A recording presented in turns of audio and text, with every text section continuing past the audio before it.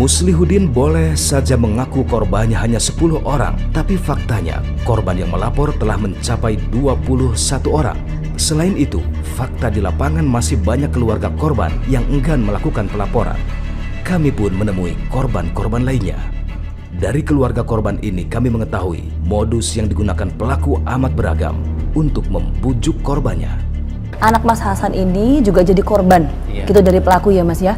Ya itu kapan Mas? Itu waktu tanggal 31 malam minggu, pas malam tahun baru begitu Mbak informasinya, sekitar pukul 10 malam. Itu gimana ceritanya Mas?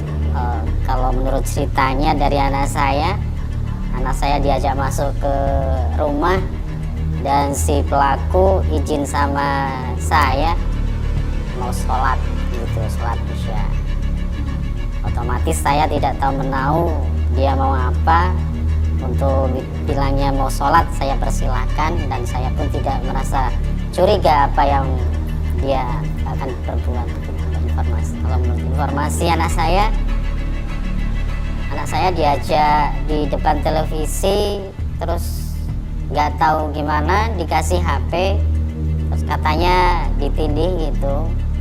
Mungkin tidak lama kemudian terus pindah lagi ke kamar tidur anak saya yang pertama, dan selepas itu juga saya juga melihat waktu berpapasan saya lewat dia sama anak saya yang kecil di dalam kamar gitu Mbak, tapi saya itu nggak ngeh. Dan si korban pun si pelaku tersebut lihat saya, dia kaget, tapi saya tidak berpikiran apa yang akan mereka lakukan di dalam bersama anak saya. Saya nggak ngeh, saya juga langsung keluar begitu Mbak. Jadi kembali di luar. Mas, waktu pas kejadian pas tahun baru, kan itu kan di rumah Mas Hasan ya? Nah istri Mas Hasan kan katanya ada di rumah. Nah, itu di mana posisinya? Posisi istri saya di dalam kamar, mungkin dia lagi main HP atau gimana, kurang tahu juga Mbak ya. Saya juga di luar. Terus mungkin anak saya pengetahuannya dia katakanlah pernah mau digituin, dia ngerasa nggak enak. Tapi istri saya nggak ngeh gitu. Soalnya juga televisi suaranya agak kencang gitu. Jadi nggak terlalu kedengeran apa yang anak saya. Itu dirasain sama anak Mas Hasan itu berapa waktu setelah kejadian? Hampir 4 hari. Rasanya seperti itu, sakit, agak perih gitu. Ya Allah, miris banget denger ceritanya. Mas, terus pas 4 hari setelah kejadian ngalamin itu, terus gimana itu keluarga Mas? Maksudnya sempat dibawa ke rumah sakit atau ke dokter atau? Pada waktu itu tanggal berapa ya? Malam Jumat kemarin Mbak. Itu istri saya sehabis sholat, waktu penangkapan si pelaku tersebut sorenya, istri saya nanyain sama anak saya, memang katanya dikasih ini gitu, dimasukin pipit katanya gitu. Ya sebagai orang tua gimana? Ya, marah ya, kesel ya. Kita minta pertanggungjawaban sama yang melakukan tersebut lah. Gimana caranya supaya hukum di negara kita berlaku. Kita minta hukuman yang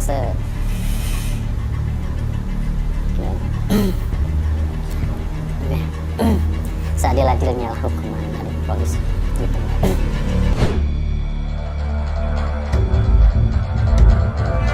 Muslihudin alias Udin mengaku pernah mengalami pelecehan serupa ketika berusia 10 tahun. Namun demikian, dia tidak ingat siapa yang melakukan hal buruk itu terhadapnya. Hingga akhirnya pengalaman traumatis itu berlalu begitu saja. Lantas benarkah anggapan bahwa para pelaku pencabulan terhadap anak di bawah umur umumnya pernah menjadi korban? Tim Fakta pun menemui pakar dari Fakultas Psikologi Universitas Diponegoro, Profesor Dian Ratna Sawitri. Kemarin saya sempat berbincang langsung dengan tersangka. Tersangka mengatakan bahwa saya tanyakan alasannya itu kenapa kok sampai setega itu melakukan pencabulan gitu ya terhadap anak di bawah umur bahkan sesama jenis begitu. Tersangka ini mengatakan bahwa sempat merasa sakit hati sebelumnya karena sempat putus cinta dan lain sebagainya, terus ditambah ada beberapa hal lain, misalnya suka menonton video porno. Itu bisa menjadi pemicu juga nggak sih, Prof?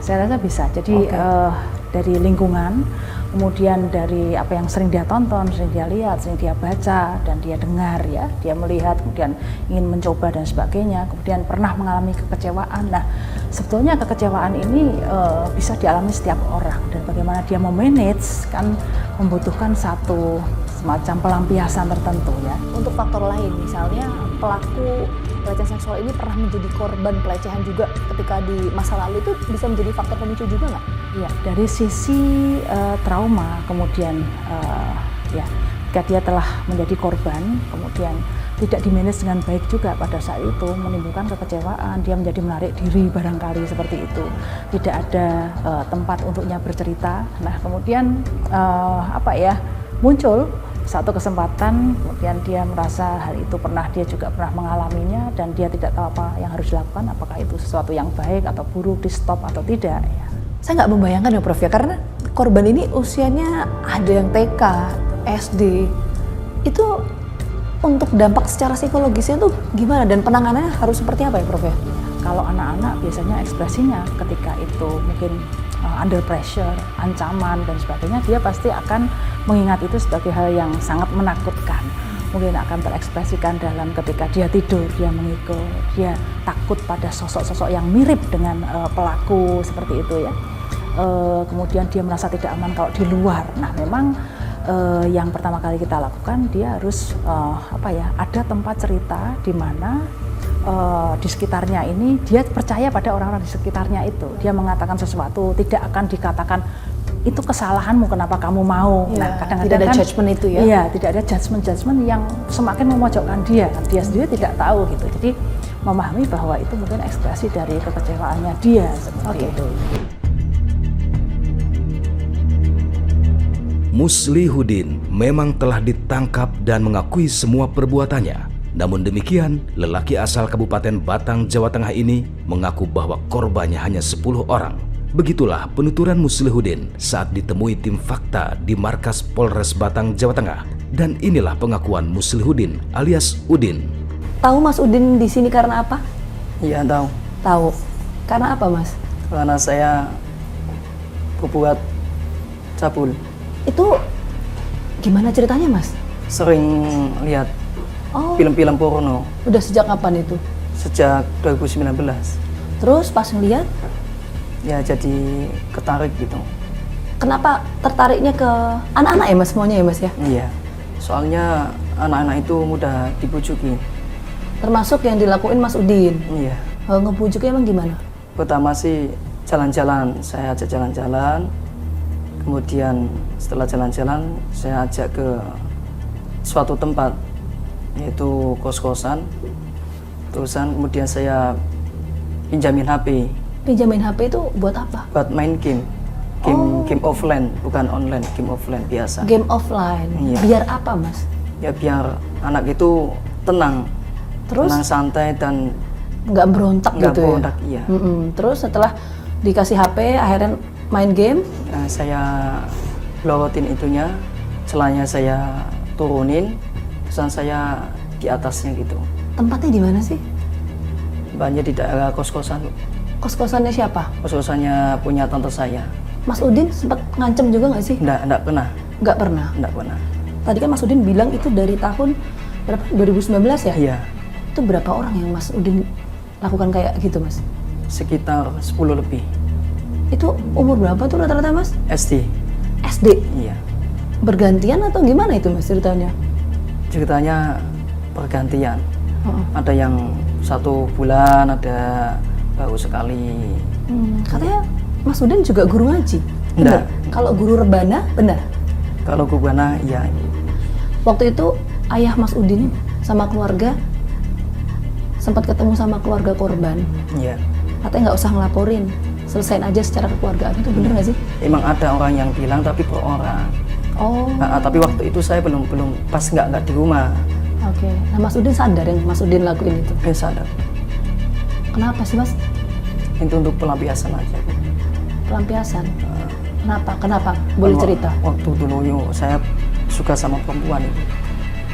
Suka sama perempuan, tapi dia sekarang sudah menikah sama orang lain gitu. Itu tahun kapan itu Mas? Sekitar tahun 2019 itu. Mas Udin tuh pernah ngalamin pelecehan juga waktu kecil? Waktu kecil seingat saya pernah Ibu. Oh pernah? Tapi pelakunya saya nggak tahu. Pelakunya saya. Oh pelakunya nggak tahu? Sudah lupa kan masih kecil. Masih udah kecil? Udah puluhan tahun saya. Pelakunya saya nggak tahu. Oh waktu itu umur berapa? Sekitar SD Ibu. Berarti sekitar umur 9-10 tahun. Oh 9 sampai 10 tahun. Ya, kurang lebih seperti itu. Kurang lebih seperti itu. Tapi sering waktu itu ngalamin pelecehan gitu Mas? Kalau pelecehan sering sih nggak sering banget Ibu. Cuma 1-2 kali aja. 1-2 kali aja? Sempet cerita waktu itu ke orang tua? Nggak pernah. Kenapa nggak cerita? Kan waktu itu kan seakan-akan kan hanya mainan Ibu. Soalnya yang melakukan itu kan bukan orang besar. Melainkan itu kalau sama saya itu hanya selisih 2 tahun. Nah itu saya dibuat seperti itu. Nyesel nggak sih Mas? Nyesel banget Ibu. Nyesel banget saya sangat nyesel. Sangat menyesal sekali. Kenapa menyesal? Karena itu sangat merugikan orang lain Ibu. Dan itu sangat merugikan saya sendiri dan keluarga saya dan semuanya. Semua orang-orang yang terdekat kepada saya. Sama teman-teman dan semuanya. Sangat merugikan sekali. Dan saya malu. Muslihuddin tampak meragu saat ditanyai seputar peristiwa yang terjadi di tahun 2016. Meski demikian, jajaran kepolisian Polres Batang menyebutkan masih akan terus mendalami semua informasi yang berkembang. Selain itu, polisi masih terus membuka posko pengaduan bagi warga yang hendak melapor. Mengingat aksi Udin ini sudah berlangsung sejak tahun 2019 dan patut diduga masih banyak korban yang belum melaporkan kekejian yang menimpa anak-anak mereka. Yang disampaikan oleh tersangka bahwa pada saat itu memang dia mengakui bahwa para korban ini anak-anak di bawah umur. Oke, bawah umur itu berapa rata-ratanya? Kisaran dari para korban yang melapor itu umur 5-13 tahun. Apakah sebelumnya ini tersangka sempat melakukan hal serupa sebelum kejadian ini terungkap ke publik? Untuk pengakuan dari tersangka, si tersangka tidak pernah ini karena kita berbicara pada saat penyidikan ya. Iya. Jadi kami juga belum pernah menerima aduan terkait dengan tersangka baru kali ini, dan tersangka juga kita pada saat kita minta keterangan juga dia belum pernah dilaporkan terkait dengan ini. Kenapa saya tanyakan ini Bang Yoris? Karena saya sempat ketemu langsung dengan beberapa keluarga korban. Keluarga korban ini menyampaikan bahwa sebetulnya sebelum kejadian ini terungkap ke publik, tersangka ini sudah pernah melakukan hal serupa. Bahkan korbannya adalah keluarganya sendiri, tapi kemudian, Oke, Pak, ya itu gimana? Artinya gini, dari kita kembali lagi ke belakang ya. Pada saat itu, apakah ada laporan ke polisi?